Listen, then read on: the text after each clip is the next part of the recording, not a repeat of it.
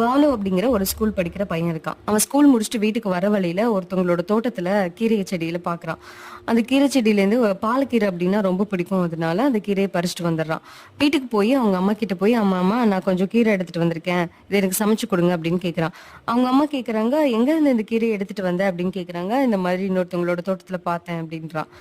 அவன் வந்து திருடிட்டு தான் வந்தான் அப்படின்றனாலும், சின்ன பையன் அப்படின்றனாலும் அவங்க அம்மா எந்த விதமும் கேட்கல, அவனை கண்டிக்கவும் இல்லை. அதே மாதிரி இன்னொரு நாள் மரத்துல இருந்து மாங்காயை பறிச்சுட்டு வீட்டுக்கு கொண்டு வரான். அவங்க அம்மா மாங்காவை சமைச்சு கொடுக்க சொல்றான். முன்னாடி போலவே அதே மாதிரி பண்ணாம திட்டவே இல்லை அவங்க அம்மா. அவன் வந்து ரொம்ப குறும்பாயிட்டான் அப்படின்னு நினைச்சு அவனுக்கு சாப்பாடு செஞ்சு கொடுக்குறாங்க. அவனும் அதை சந்தோஷமா சாப்பிட்டான். ஒரு நாள் முன்னாடி ஏற்கனவே செய்யற மாதிரி பழங்களை பறிக்கிறதுக்காக தோட்டத்துக்கு போறான். அது கையும் களவுமா தோட்டக்காரன் பிடிச்சிட்டான். அவங்க அம்மா கிட்ட வந்து அவங்க அவங்க பையன் திருடிட்டான் அப்படின்றத வந்து சொல்றாங்க. அதுக்கு அவங்க அம்மா சொல்றாங்க, என் பையன் அப்படி எல்லாம் பண்ண மாட்டான், வேற யாரும் திருடினதுக்கு இவன் மேல பழிய போடாதீங்க அப்படின்னு சொல்லி தோட்டக்காரன் அனுப்பிட்டாங்க. அவன் அம்மா அவனை கண்டிக்காம இருந்ததுனால அவன் தப்ப உணர முடியவே இல்லை.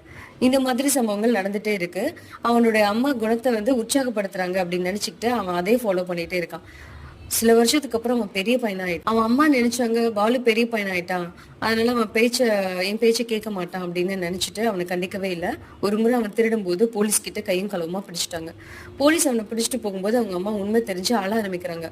அப்போ அந்த பையன் என்ன சொல்றான்னா, இப்போ அழுது என்ன பிரயோஜனம், நீங்க நான் முதல் தடவை தோட்டத்துல திருடிட்டு வந்தேன்ல கீரை, அப்பவே என்ன நீங்க கண்டிச்சிருந்தீங்கன்னா இந்த நிலைமை வந்திருக்க மாட்டேன் அப்படின்னு சொல்றான். போலீஸ் அவனை ஸ்டேஷனுக்கு கூட்டிட்டு போயிட்டாங்க.